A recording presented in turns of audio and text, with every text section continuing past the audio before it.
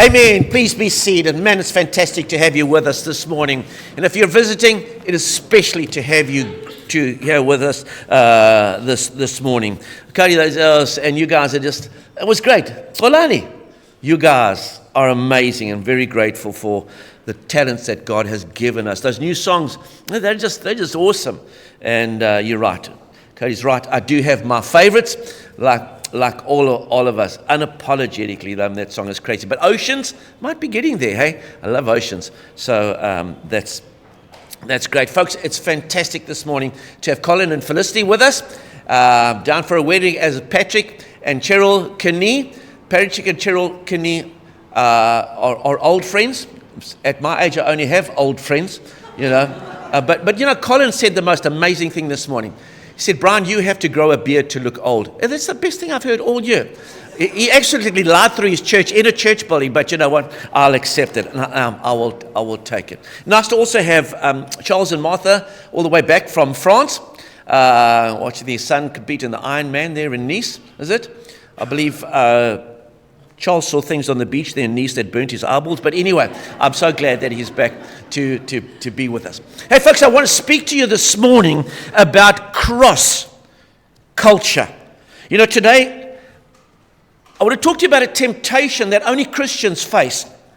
And it's very subtle. And maybe you, at the end of the lesson, you might say, huh? What are you talking about? So I hope that you'll be able to hang in there with me. And I hope that somehow I will be able to share with you this idea of cross culture and the idea about being a Christian. There are subtleties that sometimes I think we miss. In fact, Jesus was tempted. And Andre, thank you for that reading this morning where we read about the temptations of Jesus.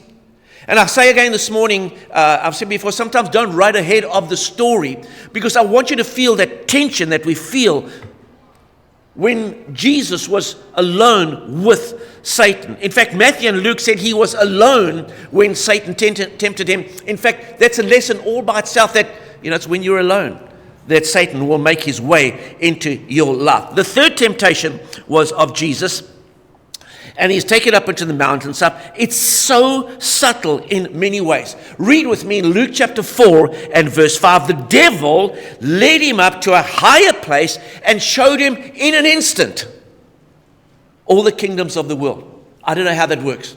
I don't know in an instant all the kingdom. I don't know where he was, what he was looking at. Was he on the mountain, the bright lights of Jerusalem? But somehow he got to see all the kingdoms of the world. And Matthew adds, and their splendor.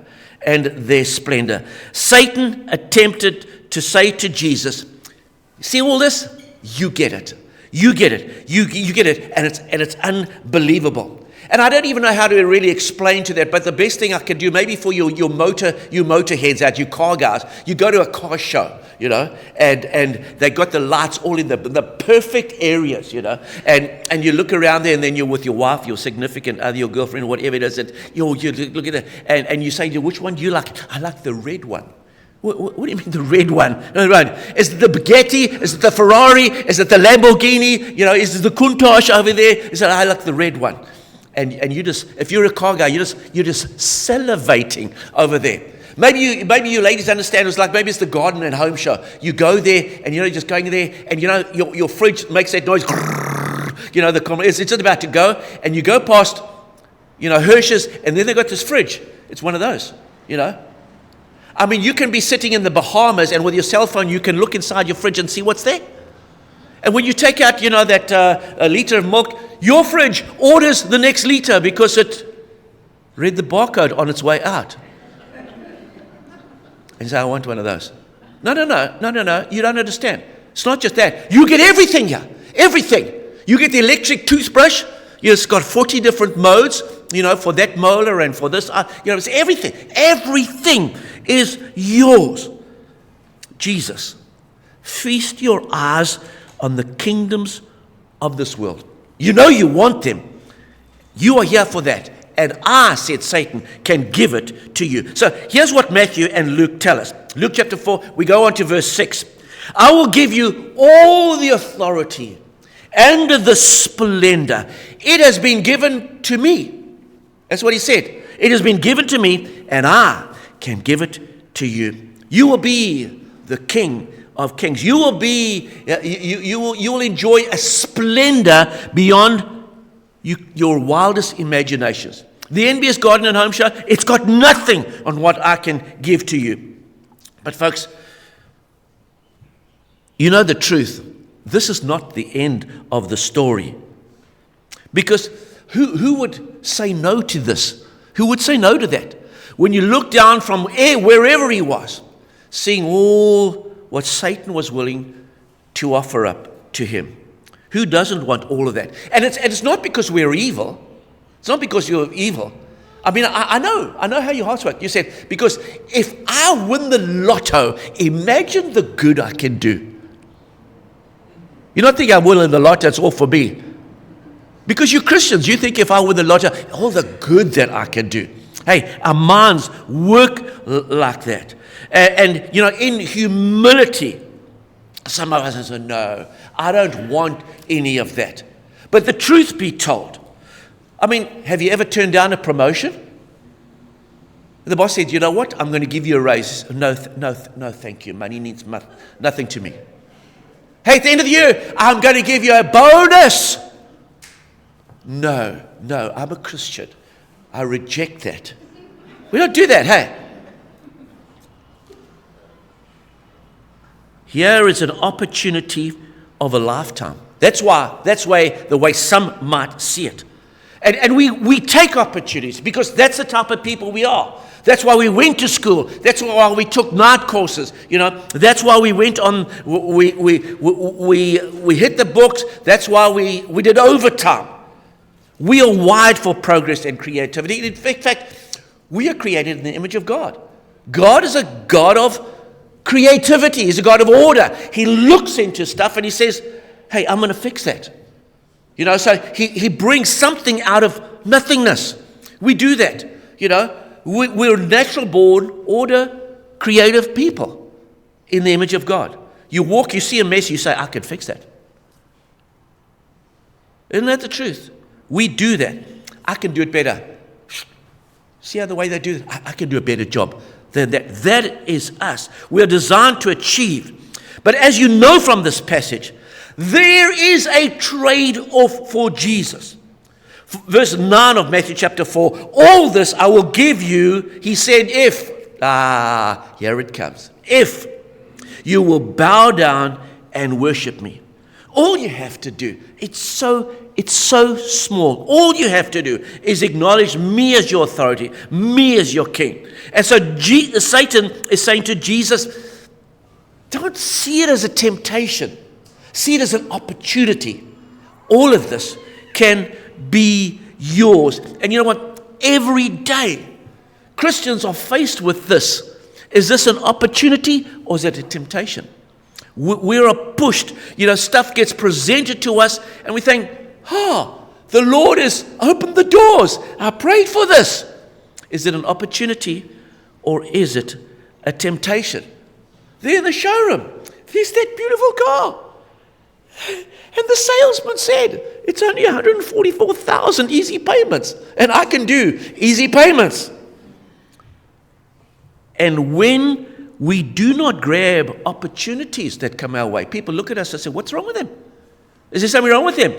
He's stop being lazy. Get a life. Get a backbone. Do something. Get up. Grab that opportunity. And we have to look and see, is Satan behind the opportunities? Behind the temptations that present themselves as opportunity? Jesus said to him, verse 10, away from me. Jesus is saying, you're offering me the opportunity to rule like every other ruler, and that's not the type of ruler I am. You're offering me the opportunity to be a king like every other king, and I'm not like that. I don't want that. I don't want to be like every other king. My kingdom is not like every other kingdom. That's not what I came for. You cannot give me what I came for, is what Jesus is telling Satan, because the world has never seen what I have come for. Jesus said to him, away from me, for it is written, worship the Lord your God and serve him only. I'm not here, Jesus is saying, to create what already exists. This is not my type of kingdom. This is not, I'm not the type of king where might makes right, where people with the gold determine the rules, where it's all about image management, top down, win-lose, where the good guys, they control the bad guys because that's what it's all about. It's us guys destroying the baddies.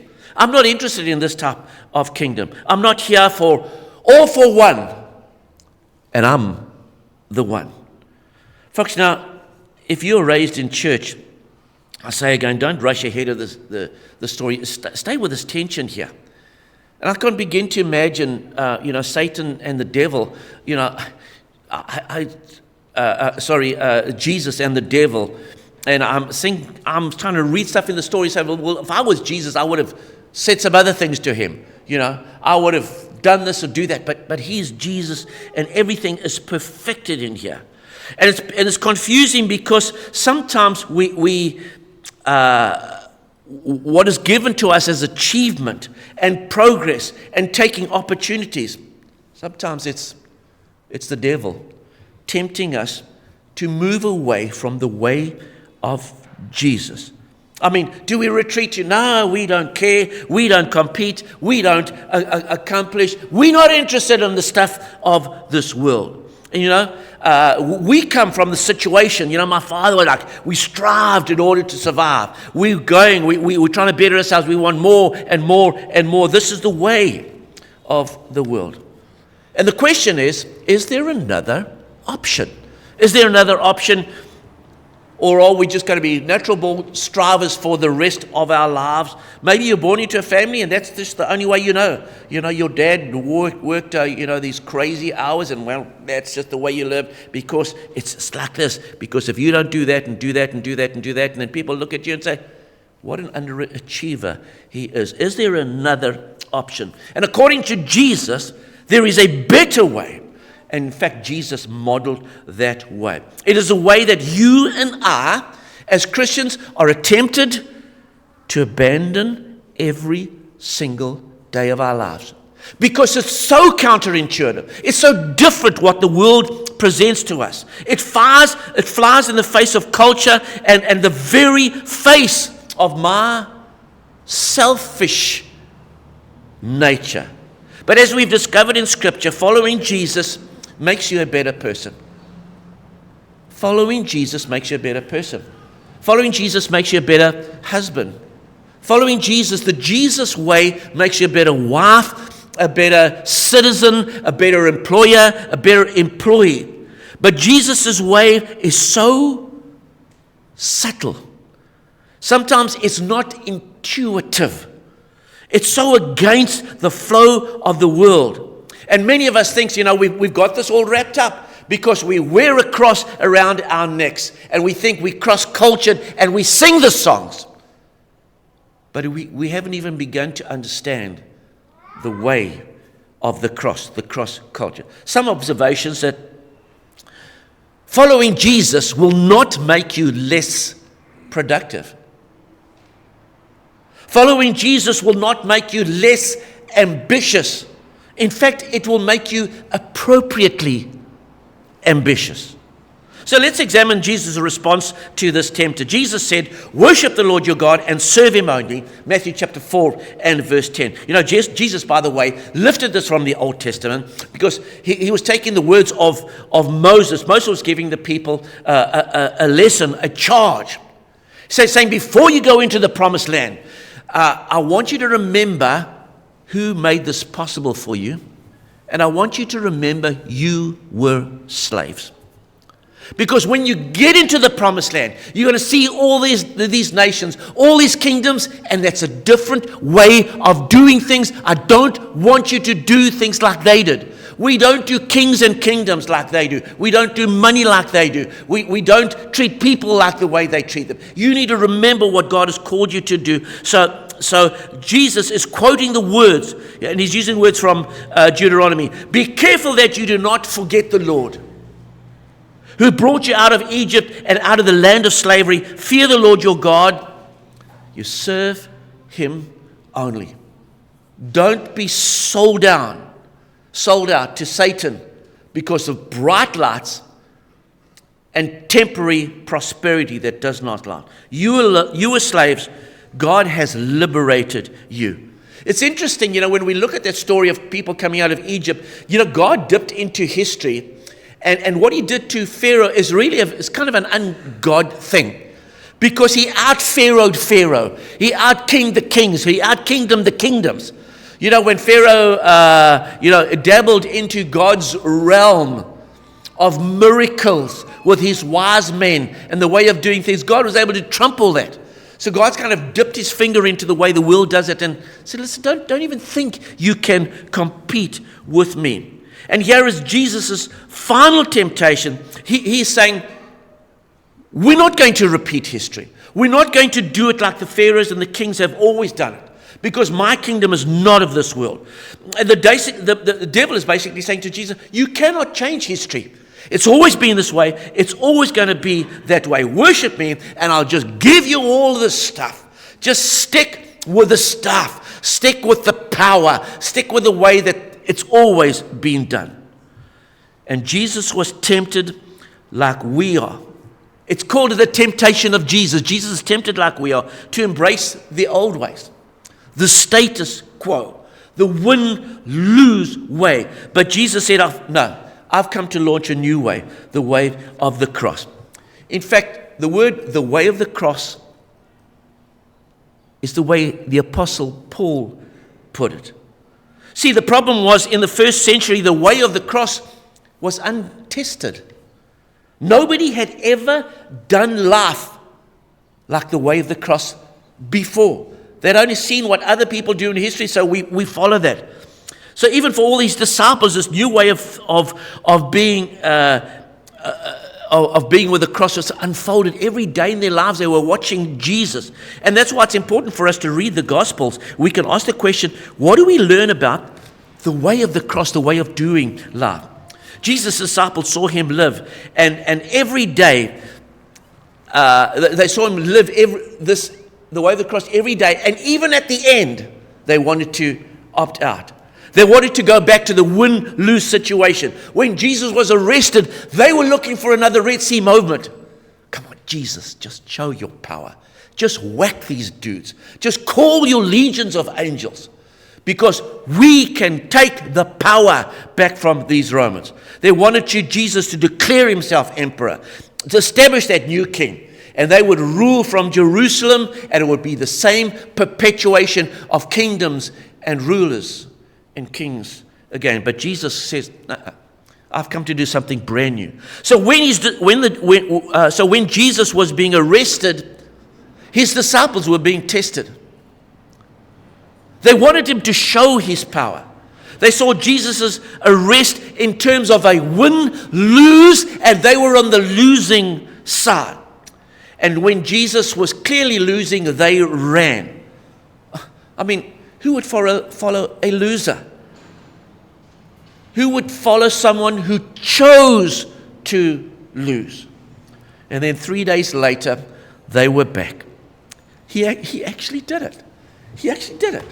He did what he said he was going to do. He rose from the grave. Really, he is the King of Kings. He is the Lord of Lords. And these very same men and women took this way of the cross to the world. And you and I are here today because these men and women said, oh, okay, we get it. There's a different way to do life. So folks, how bizarre is this, that the icon of our faith, our ecclesia, our church, is a cross. It's not a sword. It's not a checkered flag. It's not a roaring lion. It's a cross. That's just crazy, because in the cross, in the first century, the cross wasn't a salvation image. The cross represented a completely different way of living. And the person who understood this more than anything else was this Apostle Paul. The reason he understood it so well is because the Apostle Paul had lived on both sides of the equation. He belonged to a previous religion, and that religion was really where he grew up. What he inherited was based on the way of the kingdoms of this world. It was a win-lose thinking. Progress justified violence, and he was in on that. Progress justified any means you want to get ahead. And he would say, well, what other option is there? He didn't know another way of life. It's the way it's always been, and we're going to perpetuate the way. And so Paul became a leader on both sides of this equation. When Christianity was born, it really was seen as an offshoot of Judaism. It was like a really, as the people, it was called the people of the way. This was a leech on Judaism. It was a parasite on the Jewish way of life. It was sucking the life out of Judaism. And Paul volunteered.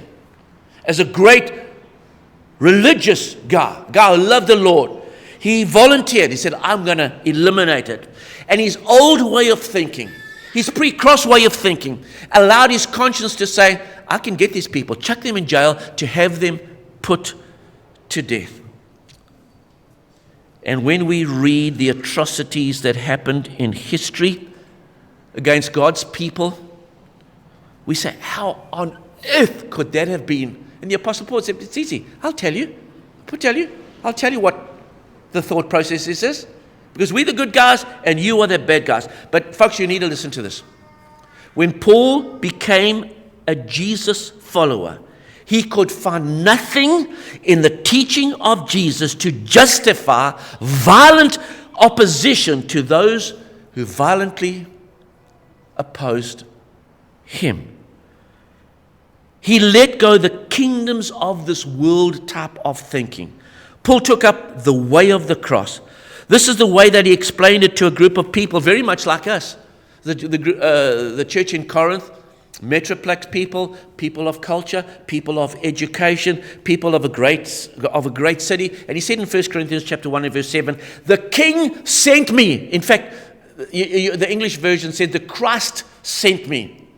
And I think sometimes we miss it, folks. We think Christ is Jesus' surname, Jesus Christ. Christ is not Jesus' surname. It indicates he's the Messiah. He's the King of Kings. The King sent me to preach the good news, but not with wisdom and eloquence. Lest the cross of Christ be emptied of its power. Let me get my education. Let me get my eloquence and my fancy words out of this equation, because what I want you to see is just Jesus Christ and him crucified.